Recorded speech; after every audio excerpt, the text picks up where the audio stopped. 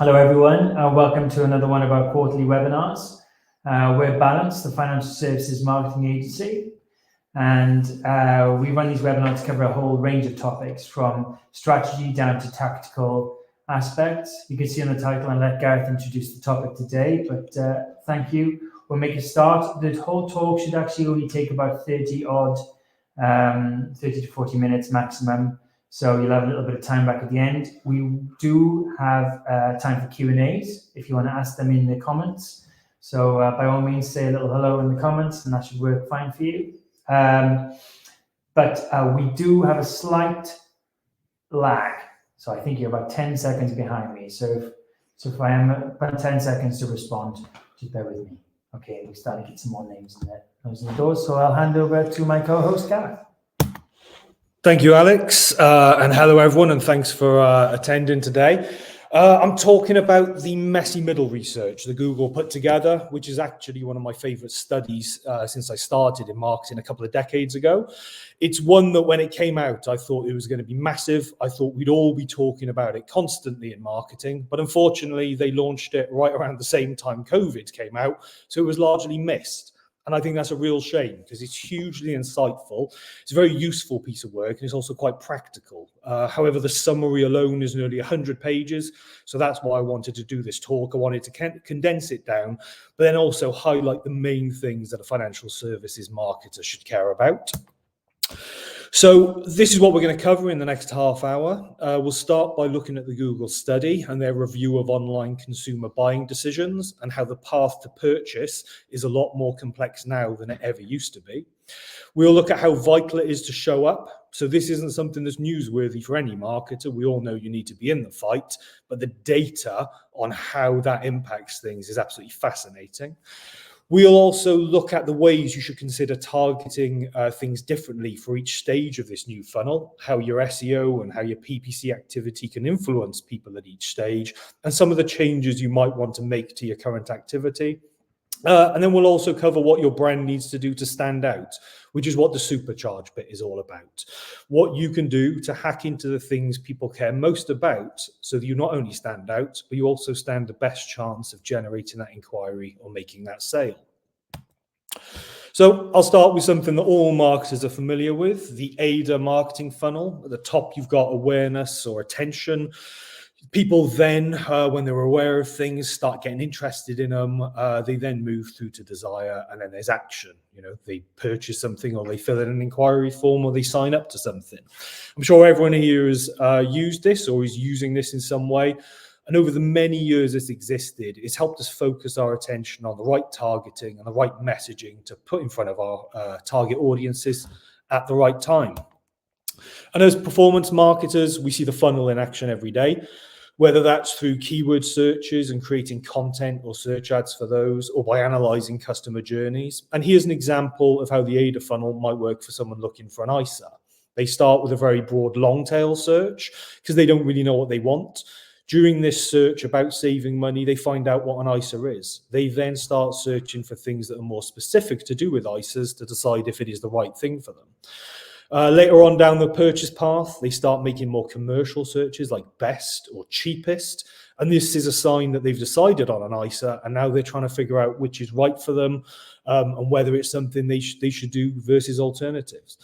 And that's the desire stage. But when it comes to action, they may well start searching for brands that they've seen so far because it's time to make up their mind, it's time to commit.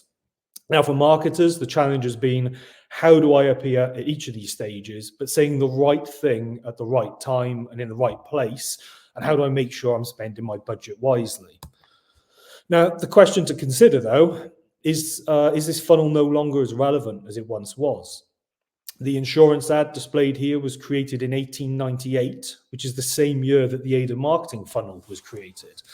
Marketing's obviously changed a lot in the following 126 years. I mean, it's changed a lot in the last couple of years. So whilst it's undoubtedly useful and often does reflect reality, it doesn't really take into account today's complex user journey across the many digital and offline channels. And this is where the new Google research comes in. They questioned whether a new model is needed. And in order to do this, they carried out extensive research. They had the help of behavioral science experts. They started on a journey into decoding how consumers decide what to buy today. It was a massive piece of research. They conducted literary reviews, shopping observation studies, search trend analysis, and they put on a massive large-scale experiment, one of the biggest that's ever been conducted. The aim was to understand how consumers make decisions in an online environment that has an abundant choice and limitless information. In the experiment, shoppers were asked to pick their first and their second favorite brands within a category, and then a range of biases were applied to see if people would switch their preference from one brand to another. They also tested an extreme scenario to make sure there was no brand bias. The experiments also included a fictional brand in each category, to which shoppers had zero prior exposure. And in an effort to better understand user journeys and behavior, Google ended up creating a new marketing model, the messy middle. It's designed to reflect the complex way that people make decisions, and as such is tightly focused on the consumer rather than on marketing processes or sales processes. And there's 4 elements to the messy middle. First is exposure, and it's not really a step in the journey, it's more an overall awareness of a brand. So exposure may come from many different things. It could be a magazine review, it could be a mention from an influencer in a social media post, it might even be a YouTube advert that you're running. It's how the buyer first hears of your brand or of the products and services you offer. And whilst it's difficult to say how much exposure causes or influences a trigger moment, the importance of brand recognition is already well documented. And next, we have the exploration and evaluation phases. And this is the main difference here. This is why it's described as the messy middle, because the research showed that across the many categories, after a trigger, a user flitted back and forth between discovering brands, products or services, that's the exploration, and then started narrowing down their options by searching for more in-depth info that will make them comfortable with their decision, and that's the evaluation. So what's important to consider here is the change from the normal AIDA purchase funnel that many marketers or business owners become familiar with. Rather than neatly moving from stage to stage, users often perform more of a loop, as you see in this diagram, flitting back and forth until something really resonates with them and pushes them into the next stage. And then a customer's experience during and after purchase plays a dual role here. Firstly, their experience with a product will impact both their perception of the brand and can influence future trigger moments. So for example, a customer loves the experience of buying home insurance via your website. They may be inspired to explore more products you offer in other categories in the future. And secondly, it can positively or negatively impact other people's exposure due to their own social media posts and their reviews of that experience. Now, in the many tests that Google conducted in over 300,000 purchase simulations, one of the most important elements was the power of showing up at the right time. In a wide range of categories, they asked consumers to state their first choice brand preference. They then introduced a second brand and asked them to state their preference again. Consumers here were chosen carefully, and users that haven't already chosen a brand. And just by simply showing up at the right time in the loop, and giving the user an option, a large number of people changed their purchase decisions. The figures presented here show the percentage of shoppers who swapped their preference to the second brand from the first after being introduced to them whilst they were in the evaluation phase. So just by appearing when people are looking for a credit card, you have a 35% chance of taking the business from the brand they would have gone with. In other words, 1/3 of buyers of credit cards will ditch their chosen brand if another comes along whilst they're already well on their way to getting started with their chosen supplier. These are the total categories researched. On the previous slide, I pulled out the 4 that are the financial services one, but you can see there's a wide range of sectors and scenarios that were chosen, from FMCG through to things like phone networks and utilities. So it was a massive study, and one that, you know, the research and the conclusions from it are stuff we should all definitely take seriously. Now that we know that people buy differently, and they need to move back and forth, how can we adopt our targeting to suit this model? Well, at the exposure stage, it's largely making sure you're showing up at the right time. And we're talking brand awareness pieces. We're looking potentially at impressions here as a metric, whereas elsewhere that wouldn't matter so much. We want to find new buyers who don't know about our brands or may have forgotten what we offer. So we're looking at things more like display ads, looking at using video ads and social. It's more that kind of thing than performance advertising. So you probably don't want to spend too much search budget here, but you definitely want to get on the display networks and use social ads. You'd want to create long tail content. You'd want to use PR to get into industry publications.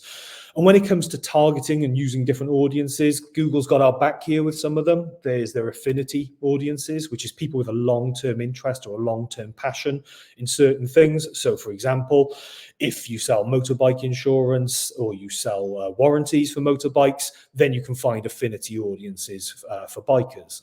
And that's a really good way of getting exposure to people who are going to be in the market. You can also use things like similar audiences to prospect for people similar to those who've previously bought from you. During the exploration phase, these are people who are a little bit more interested. They might not have a brand in mind yet, but they're trying to find one. So lots of how-to searches would be things like how to save money on X, how to invest tax efficiently.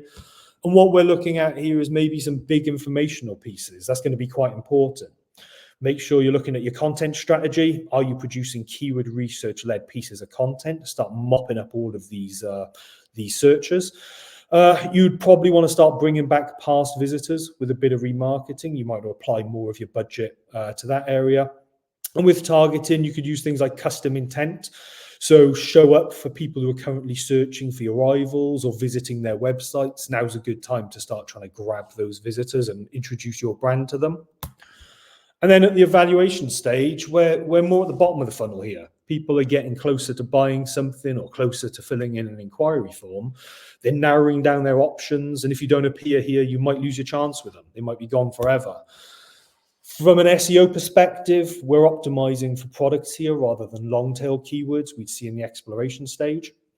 The way people use search has slowly increased in range and complexity over time.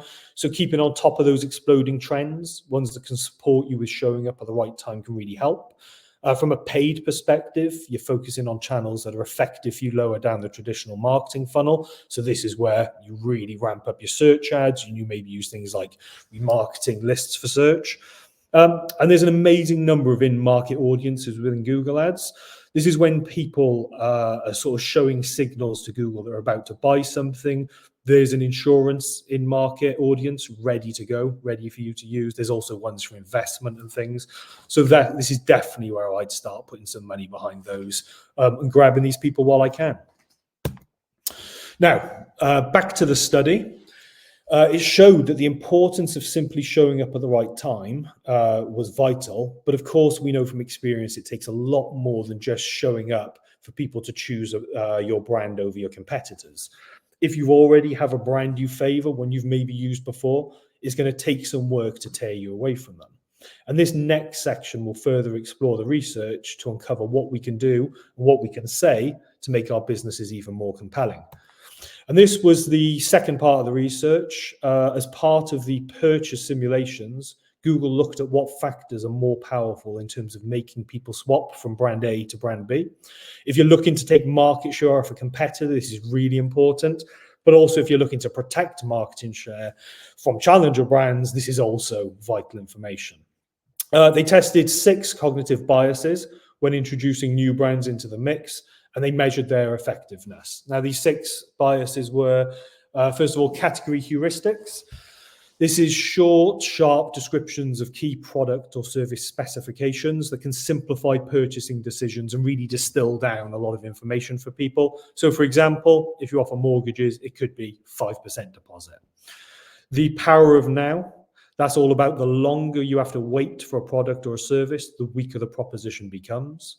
We've got social proof. This is recommendations and reviews from others. They can be very persuasive. We have scarcity bias. As availability of a product decreases, the more desirable it becomes. Authority bias is where we're swayed by an expert or a trusted source. And then we got the power of free. A free gift with a purchase, even if it is unrelated, can be a very powerful motivator.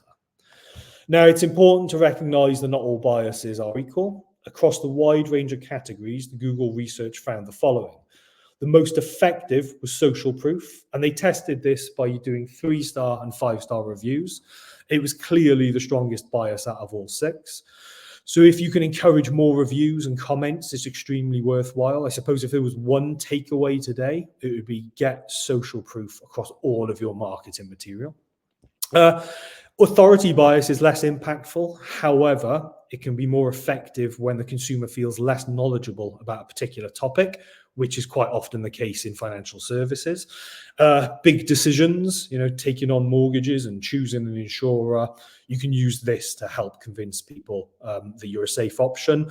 You can have endorsements or features from independent sources. They're more convincing sometimes than industry-specific ones. We've then got the power of free. So this is often seen in retail, buy one, get one free deals, free upgrades. It was the 3rd most effective bias. It proved particularly effective with fast-moving consumer goods. We've then got category heuristics. They're obviously important, but it's key to note that the importance of them is impacted by displaying information that your consumers most associate with the product or the brand. So it's worth speaking to them. It's worth finding out what really matters to them and then making sure you prioritize those in your messaging. We've got the power of now, often demonstrated by things like rapid delivery if you're selling products. It wasn't as effective as other biases, but once again, in some categories it was. Fast-moving consumer goods was another area for this. And then you got scarcity bias right down at the end. So it was the least effective bias. It's the one you can get away with using the least. And actually, they found in some cases, it caused negative reactions to brands. So you've got to be careful. Now, this is where things get very interesting, because the research found that adding these biases to messaging had a positive impact on moving customers from brand A to brand B. The example here shows that by adding the power of free into the messaging for products, increased the chance of swapping massively, from 42% just for showing up, just for being in the fight, to a massive 70% by adding some kind of a free gift or free option into the messaging. Here's how it impacted things by adding the power of now. It increased the chance of swapping by 50%. Buyers were 42% more likely to change to the second choice brand because it was available right there, right then for them. So what we're seeing here is each bias being used by the second choice brand increases the likelihood of that brand taking the business. But what happens when you add all 6 of the biases to messaging? Google call this supercharging, and as you can see, it has a ridiculous impact. The example here is from an FMCG brand, and by supercharging it, they managed to move a massive 90% of people from brand A to brand B. The results here are from 10,000 simulated shopping scenarios, and the results were similar across many of the products and verticals tested. So this does have some good statistical significance behind it. And what they found was even in really uninspiring markets like detergent, where brands tend to be resilient, supercharging the second favorite detergent brand with a range of powerful expressions aimed at our subconscious, such as buy one, get one free, 5-star reviews, an endorsement from which the impact was profound. 78% of people made the switch.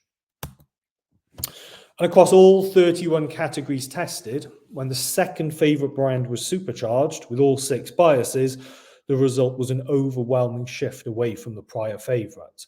So in the earlier slide, we looked at the likelihood of taking business in financial services just by showing up. Those figures were 33%, 35%, 39%, and 40% respectively. So this is huge. What we're seeing here is a 2 to 3 times greater likelihood of winning the business from your rival if you not only turn up for the fight, but you use these heuristic hacks as your ammo. And in Google studies, some things stayed more resilient to this than others. They found that things like mobile networks were fairly relatively glued to, but supercharging still had a massive impact. 72% of people were up for changing. And at the far end of the scale was car insurance. 94% of people were happy to move insurance provider when that new brand showed signs of being supercharged. The experiment didn't end there. to test the extreme end of these biases, they created a load of fictional brands. They created imaginary insurance companies and imaginary mortgage companies. They brought in people to actually create brand assets and logos for them. They built websites for them.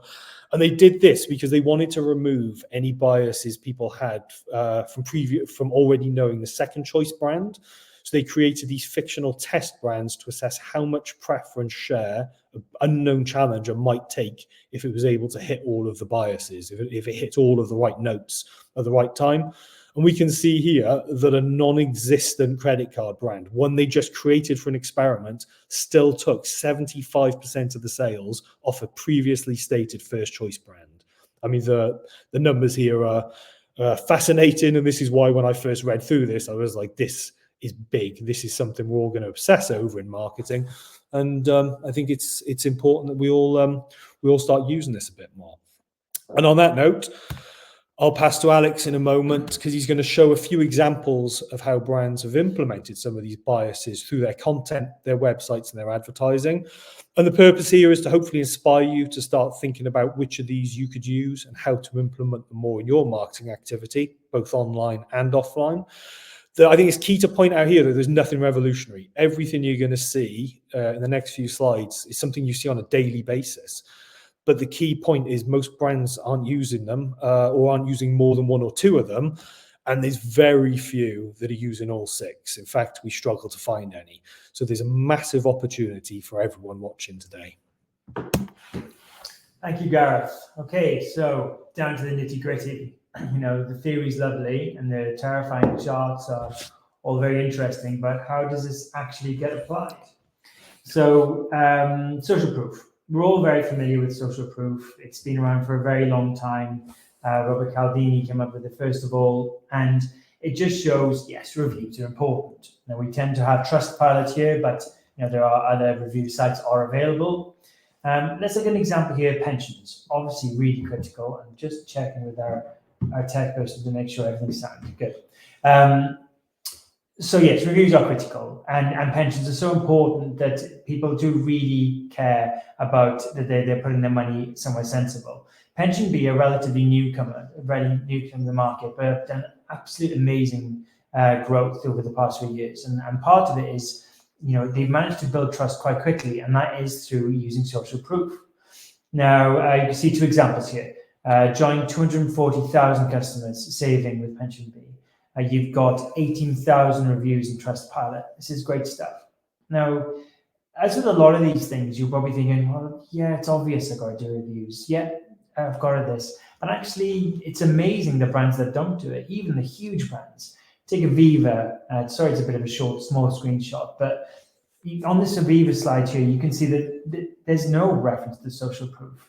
Maybe there's a certain institutional arrogance that happens from when you get to a certain size, where you go, oh, we don't need to tell everyone, everyone knows us. But actually newcomers, new people looking at pensions, it doesn't work the same way it used to. And so as we've seen with other aspects of Google's work with EAT, you know, trust is a big part of a ranking factor, but it's also a big part of the decision process for customers. And people who aren't familiar with these more incumbent brands may be more likely to go over to people like Pension B, as we've seen. So just to take this a little bit further, another pension example here is Profile Pensions, getting into deep reviews here. So you'll see a lot of one-line reviews. They were great. And it does depend on the complexity of the product, obviously. But some of these stories, real people stories, really reinforces the message that this is a good decision to go with this brand. Okay, so as we said, this research has been around for quite a long time now. And again, authority bias, if you draw this back again to EAT and financial services SEO, you'll know that expertise and experience were really key factors here. And it comes up again. People want to know the people who really know about this stuff are recommending it. Now, we're all familiar with the Colgate ads with the guy in the white coat, and many dentists use Colgate and all that. This stuff has been around for a very long time. But brands are starting to really lean into it again. Now, actually, when this research first came out, and over the last couple of years, Gareth's done a fair bit of work on this. And initially, Peppan were one of the original examples. And they had, and I forgot his name, but they had the vet in a few small little areas of the website. Now, obviously, it's working for them, right? Because it's front and center. You land on the website, the guy's right there holding a dog. This stuff works. People trust in it. People believe in it. And who else would you trust your dog with but a vet, right? So, moving on, please. Again, reinforcing this. So we have a screenshot there from Admiral. So Admiral won the best motor insurance from the Personal Finance Awards 9 years in a row. In fact, it's getting a bit tired now because every single year they win. I was working at Admiral for a while, and we had this. Every time we'd win it, we go, should we put it up? We keep putting it up. Is it becoming wallpaper? Do people really notice that number is incrementing? But without fail, when we tested not having that stuff on, the click-through rates would suffer. And that happens across the board. But on the counterpoint, talk about those one-word reviews. That one from Stefan's been there for about 8 years. So not everyone's perfect. We take Pension Bee again. They've got their industry awards. So we've got Boring Money. Again, reviews from specific money awards that are really important. Take other people like Smart Money people, for example. They're specific to that sector, so that's a lot of weight as well. Okay, so there's loads of little screenshots here. It's just to show that they're all doing exactly the same thing. So we've got the Power of Free. Now, who does Power of Free better than price comparison websites? And that's because price comparison websites are, and they'll hate me for saying it, to a degree largely interchangeable. They perform a very similar service to a similar sort of audiences. The only thing really differentiating them to a degree is, yes, their advertising and also their offers. But even that can get muddled. I remember when I worked at Go Compare, the biggest complaint that we used to have was that their meerkat hadn't arrived. I mean, they didn't do meerkats.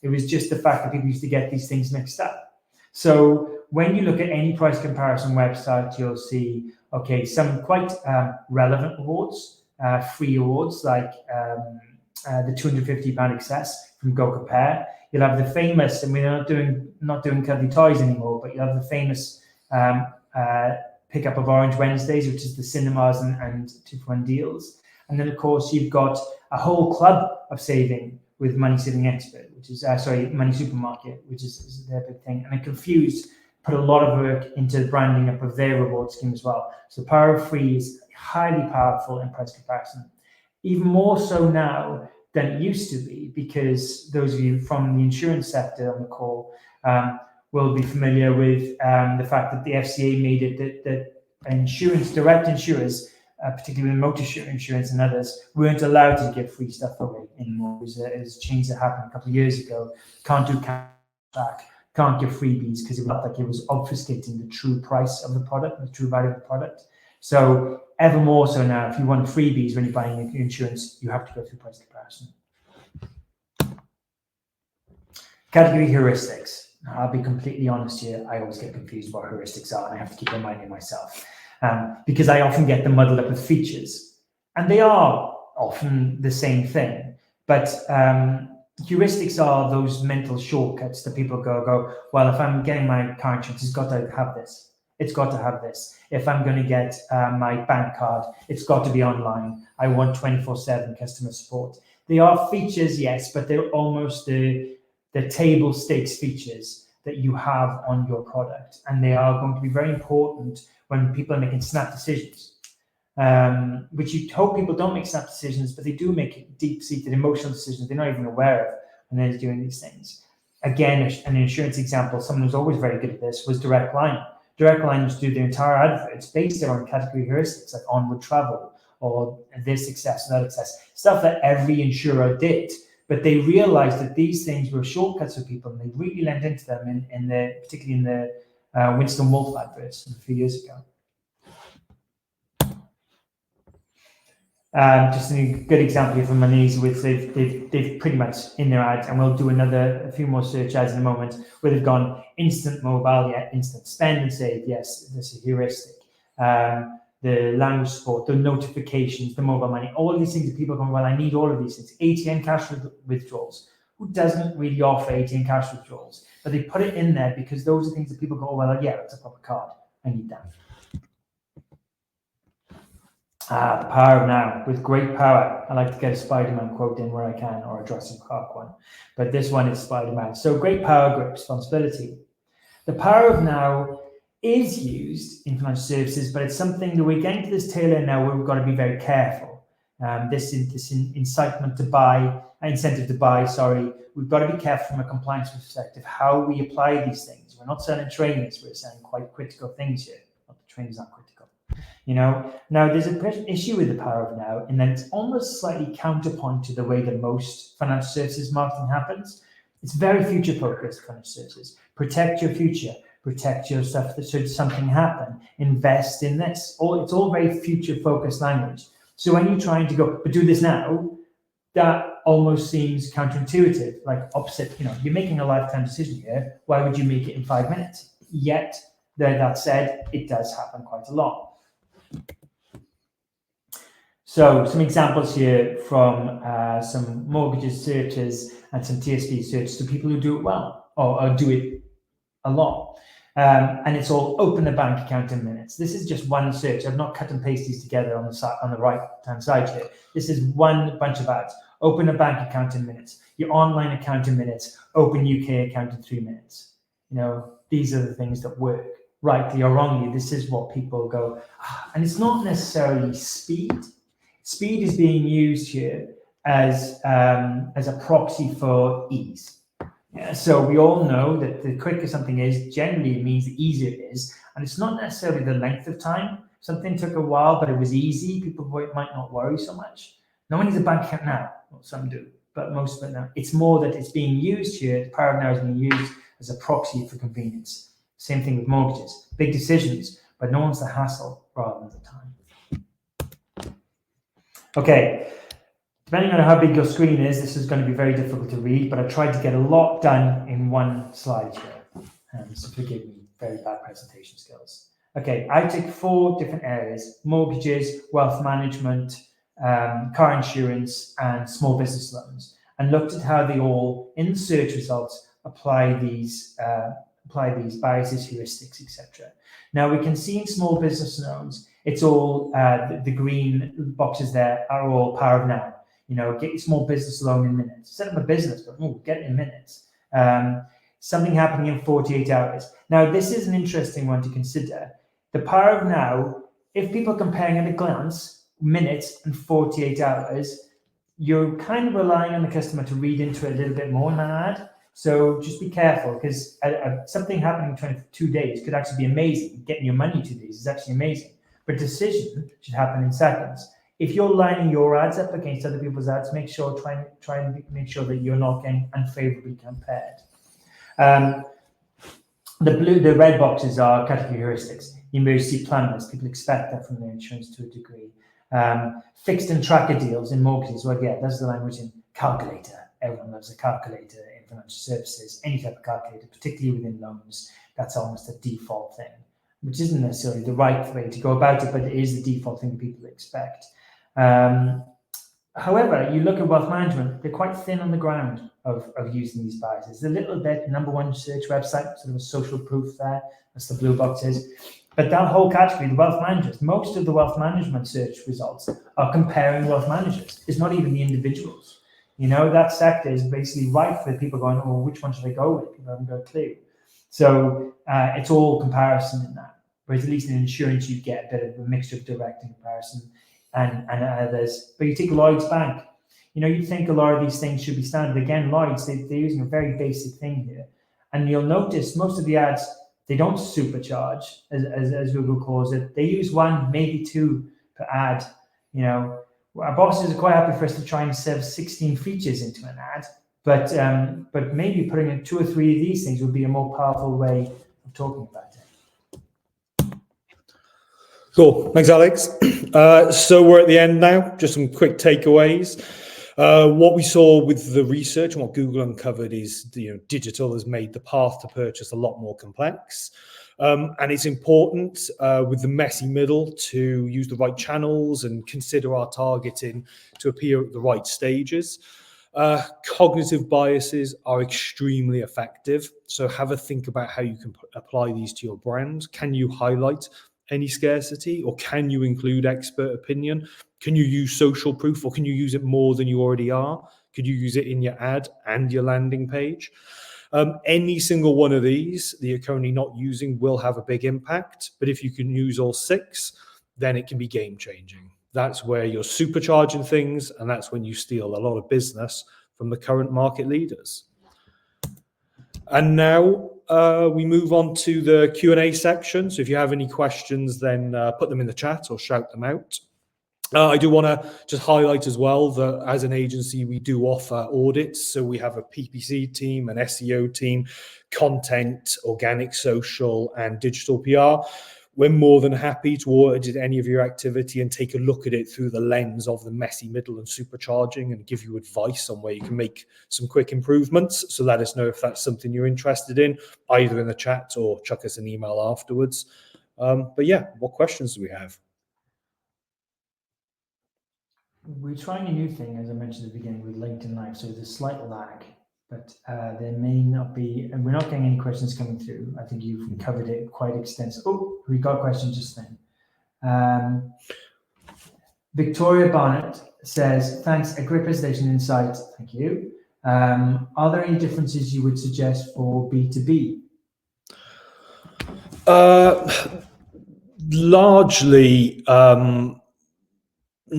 no. It's still, I think the thing we see with a lot of B2B clients and B2C clients is ultimately you're still selling to a person, and they've still got these cognitive biases.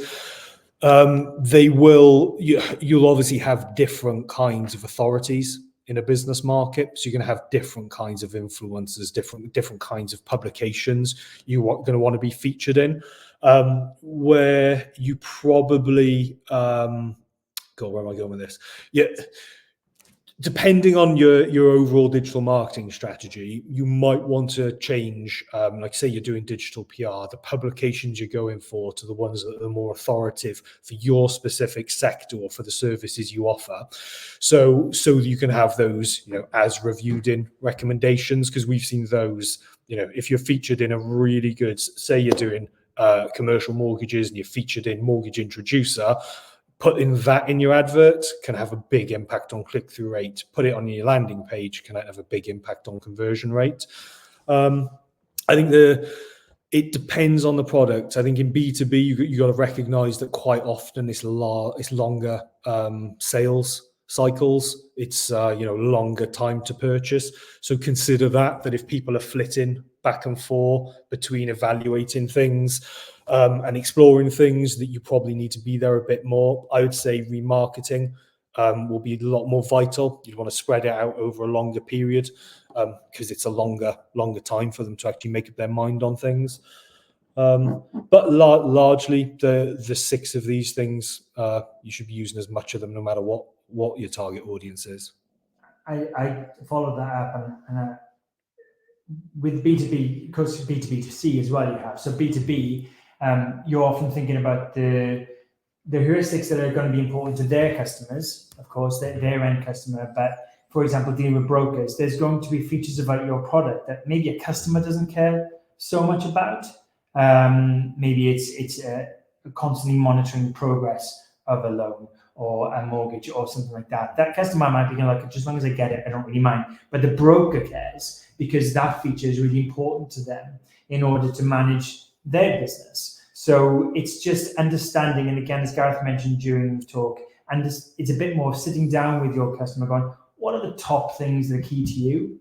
So you might have, your product might ultimately serve someone at the end of an intermediary, but that B2B, the advertising that you might do on LinkedIn, for example, would call out different features of that product for that LinkedIn audience. So yeah, it's all the same things. People, B2B, you're still dealing with people, and these are quite emotional, deep-seated needs at the end of it.